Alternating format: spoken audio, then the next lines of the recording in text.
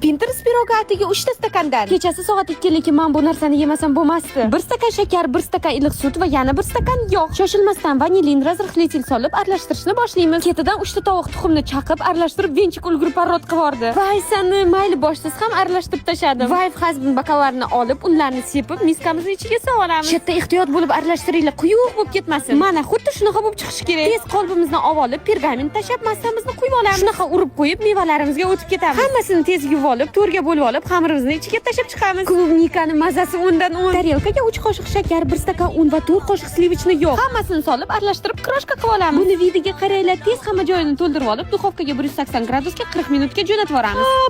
Boy. Bu men pishirgan eng zo'r pirog. Ochna birinchi o'rin, Bobur akaning ko'zlari chiqib ketay dedilar. Кто такая deb tez kesib olib, qimirlatib olib, morojniy yasal surtamiz. Mazasi idealni, tez kotimizni ko'tarib tayyorlab ko'ramiz. Obuna bo'lib qo'yish esinglardan chiqmasin.